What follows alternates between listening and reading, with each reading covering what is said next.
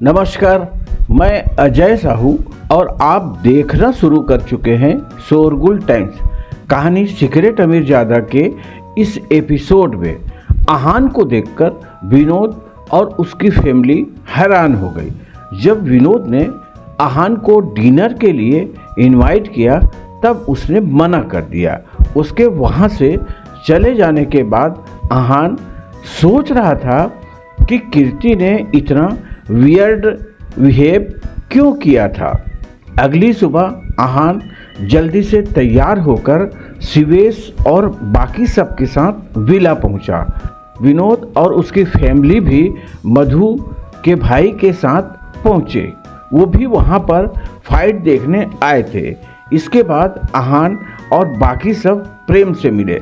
प्रेम बार बार अरिहंत को आहान के खिलाफ प्रवोक कर रहा था, पर जतिन ने उसे हैंडल कर लिया था। जब आहान और उसकी बातें खत्म हो गई तब आहान के सामने से एक ग्रुप आया।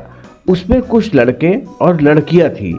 सबने मार्शल आर्ट यूनिफॉर्म और रोब पहना हुआ था। सबके पास तलवार या कोई दूसरा वेपन था। एक लड़की को देखकर आहान की नजरें उसी पर रुक गई। यह लड़की कोई और नहीं, मयूर की बहन नित्या थी, जिससे आहान कुछ दिन पहले गिफ्ट लेते वक्त मिला था। यह यहाँ क्यों है? नित्या ने सोचा। जब आहान ने उसे देखा तब नित्या ने भी आहान को देखा था। आहान नित्या के कंपैरिजन में शांत था, पर नित्या ज़्यादा शॉक्ड थी क्योंकि उसे उम्मीद नहीं थी कि वो आहान से मिलेगी। जब सब प्रेम और बाकी सबके पास आ गए तब प्रेम से सबको जतिन ने इंट्रोड्यूस कराया। मिस्टर जतिन, यह सब स्कोर सेक्ट के आर्टिस्ट हैं। इतना कहने के बाद उसने सबके नाम बताए। उसमें से सिर्फ 6 लोग ही पार्टिसिपेट थे। फाइट देखने और ट्रिक सीखने आए थे।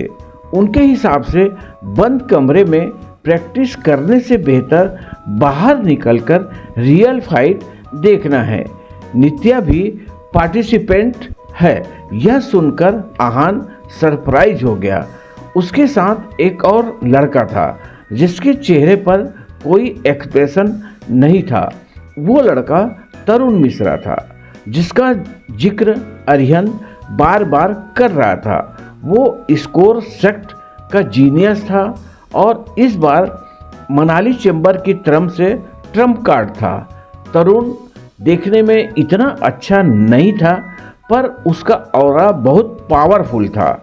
उसके एंट्री से ही बहुत से लोगों का ध्यान उस पर आ गया था।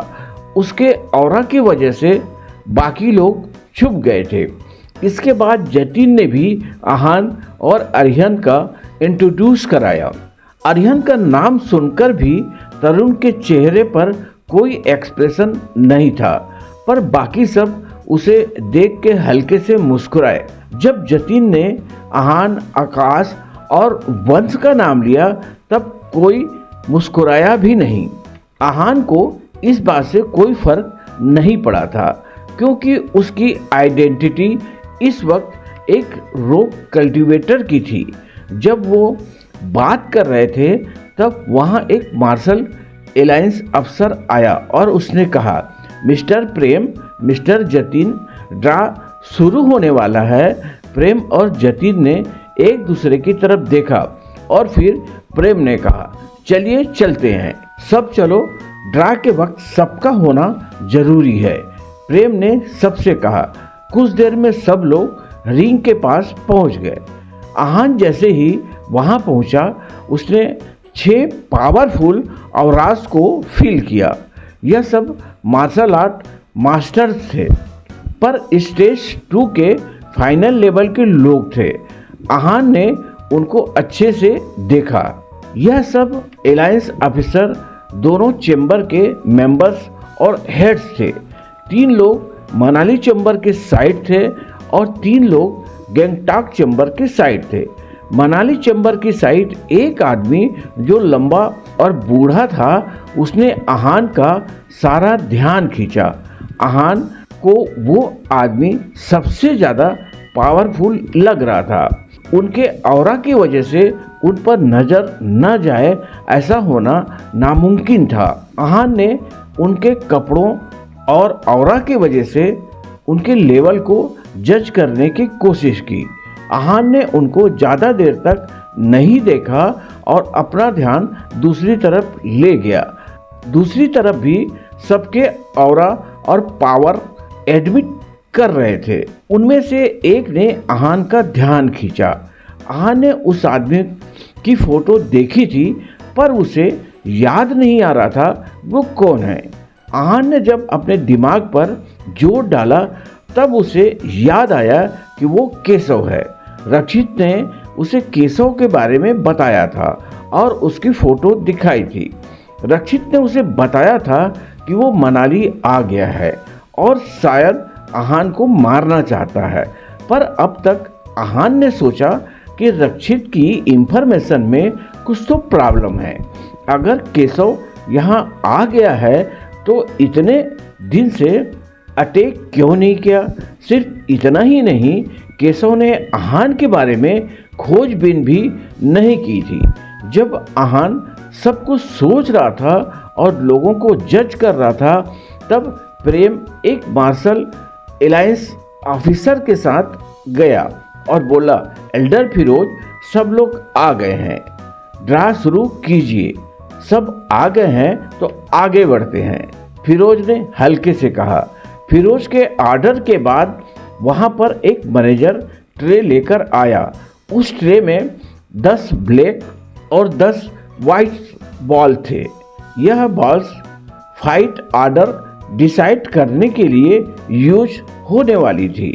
फिरोज ने वो ट्रे तुरंत नहीं लिया, बल्कि किसी की तरफ देखा और कहा, मोहित आकर चेक कर लो, उसकी कोई ज़रूरत नहीं है। मोहित ने कैजुअली कहा। कुछ देर पहले ही फिरोज ने यह सारी बॉल्स नंबर की थी और उसके बाद उन्हें किसी ने हाथ नहीं लगाया था। बाल के टेम्पर होने का कोई चांस नहीं था। फिर भी फिरोज चाहता था कि मोहित जो गैंगटॉक की तरफ से था एक बार चेक कर ले, पर जब मोहित ने मना कर दिया तब फिरोज ने कहा, ठीक है।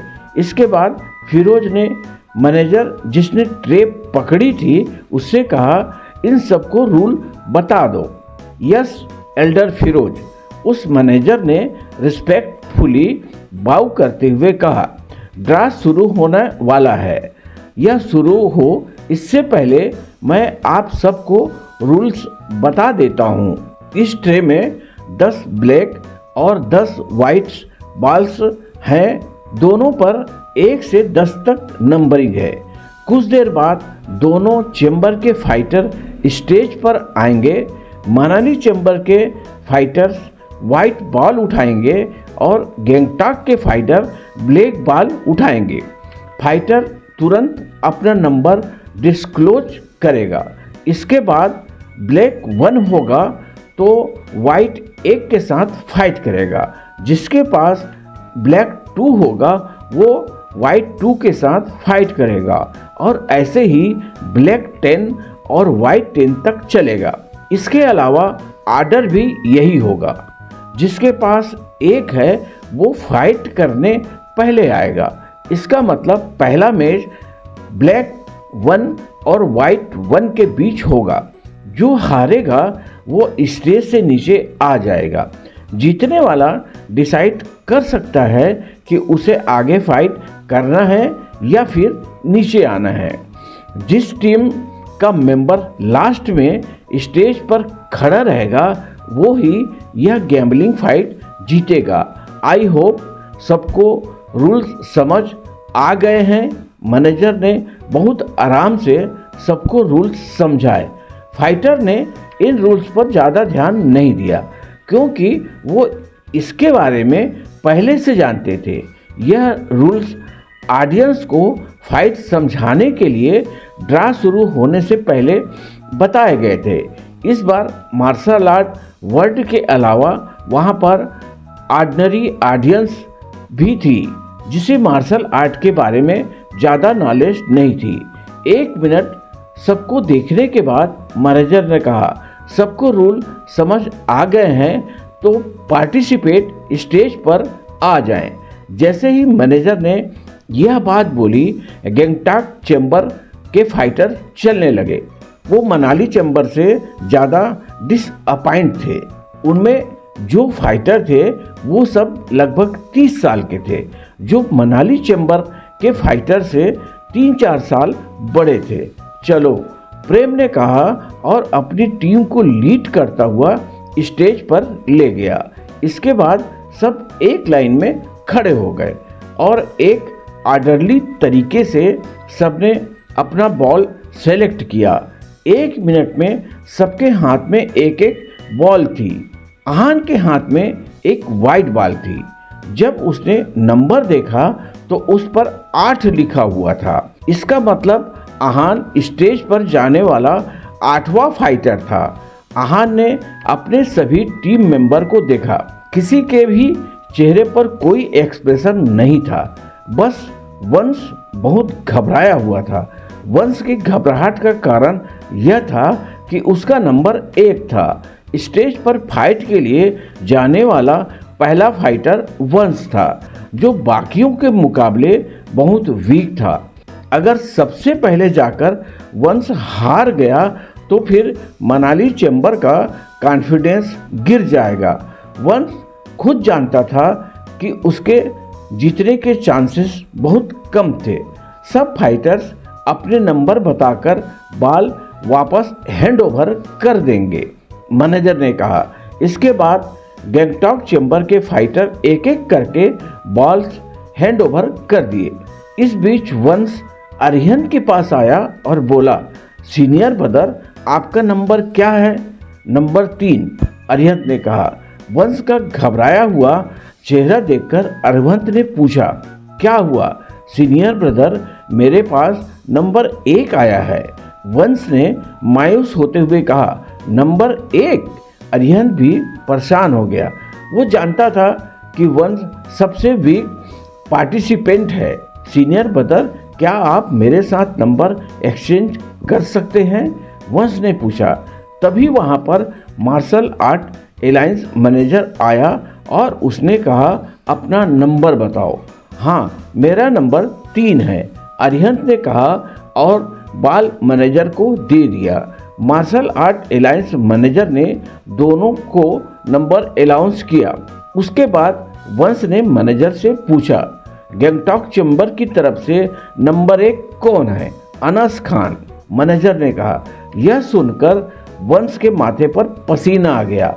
अनस गैंगटॉक की तरफ से स्ट्रांग फाइटर था। उसकी स्ट्रेंथ अरिहंत जैसी ही थी।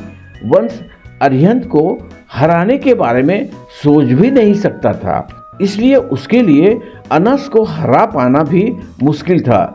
ब्रदर वंश, प्रिपेयर योरसेल्फ, मैनेजर ने कहा। वो जानता था कि वंश क्या सोच रहा है। वंश अपना नंबर चेंज नहीं करवा सकता था। अगर ऑफिसर को यह पता चल जाता तो अरिहंत और वंश दोनों फाइट से डिस्क्वालीफाई हो जाते। जब सबके नंबर अनाउंस और रिकॉर्ड हो गए तब सब स्टेज से नीचे आ गए। इसके बाद मैनेजर, जिसने सबसे बॉल ली थी, वो वापस स्टेज पर गया और साफ आवाज में उसने कहा, सबके साइन और लिस्ट मैं दोनों टीम्स को बाद में दूंगा। फाइट 2 बजे स्टार्ट होगी। सब लोग टाइम पर स्टेज पर और ऑडियंस स्टैंड पर पहुंच जाएं। फाइट 2 बजे होगी। यह सुनकर सब आपस में बात करने लगे। 2 बजे टोटल 10 मैच होंगे। वो सब आज के दिन में कैसे खत्म होंगे? किसने कहा कि मैच सिर्फ आज है? इस बार मैच 3 दिन तक चलने वाली है। आज 2 मैच होंगे, 4 मैच कल और 4 मैच परसों होंगे। 3 दिन क्यों? 1 दिन में भी तो खत्म कर सकते हैं। तुम्हें लगता है मार्शल आर्ट फाइट बच्चों का खेल है? 1 दिन में 10 मैचेस होना इम्पॉसिबल है। जब सब आपस में बात कर रहे थे तब आहान मनाली चैम्बर की अपनी टीम के साथ वापस विला में आ गया। इस वक्त सारे फाइटर वहां पर मौजूद थे। सब बहुत शांत थे, बस वंश था जो बहुत परेशान था। तभी वहां पर जतिन और प्रेम आए। सबके सिग्नेचर और फाइट के ऑर्डर आ गए हैं। जतिन ने एक पेपर निकालते हुए कहा, उस पर सब फाइटर के नाम थे। उनके आगे उनका ऑर्डर नंबर और साइन थे। जो सबसे पहले लड़ने जाएगा उसका मैच अनस के साथ है। जतिन ने कहा, जतिन सर, क्या मेरी जगह सीनियर ब्रदर अरिहन जा सकते हैं? मैं अनस से नहीं जीत पाऊंगा। सीनियर ब्रदर अनस की टक्कर के हैं और जिसमें मेरे हारने के चांसेस हैं उतने ही सीनियर ब्रदर के जीतने के चांसेस है। जब सब वंश की तरफ देख रहे थे तब उसने घबराते हुए कहा। वंश ने पहले सोचा था कि यहाँ आकर वो कुछ ऐसा करेगा जो वो काफ़ी टाइम तक बेस्ट कर सके, पर अनस के साथ मैच के बाद वो किसी को मुंह दिखाने के लायक भी नहीं रहने वाला था। वंश लिस्ट आ गई है, अब कुछ नहीं हो सकता, जतिन ने कहा। वो भी जानता था कि वंश का जीतना बहुत मुश्किल है। वंश, तुम्हें ज़्यादा प्रेशर लेने की ज़रूरत नहीं है। अपनी सारी स्ट्रेंथ यूज करके बस इतना करना कि अनस थक जाए। तुम्हें बस अनस का स्टेमिना खत्म करना है। अगर ऐसा हो गया तो तुम समझ जाना कि तुम जीत गए। जतिन ने बहुत चालाकी से वंश को समझाया। अगर अनस थक कर नीचे आ जाए तो बाकी के फाइटर्स को हराना ज़्यादा मुश्किल नहीं होगा। ठीक है, मैं अपना 100% दूंगा। वंश के पास मानने के अलावा और कोई ऑप्शन नहीं था। अब बस वो इतना कर सकता था कि अगर वो हारे भी तो ग्रेसफुली हारे। किसी ने भी मैच के बारे में डिस्कस नहीं किया क्योंकि उसका कोई फायदा नहीं था। सब प्रिपेयर करने अपने रूम में चले गए। जतिन ने आहान को अपना रूम दे दिया था, इसलिए उसे बाहर जाने की जरूरत नहीं थी। जब आहान जाने लगा तब उसे एक आवाज ने रोका, रुको, यह आवाज किसकी है? आगे जानने के लिए बने रहिए हमारे चैनल शोरगुल टाइम के साथ। बस इसी के साथ यह एपिसोड भी यहीं पर समाप्त होता है। इस एपिसोड को आगे बढ़ाते हुए कल फिर मुलाकात होगी। आज के लिए बस इतना ही। अब हमें कल तक के लिए इजाज़त दीजिए। नमस्कार, धन्यवाद।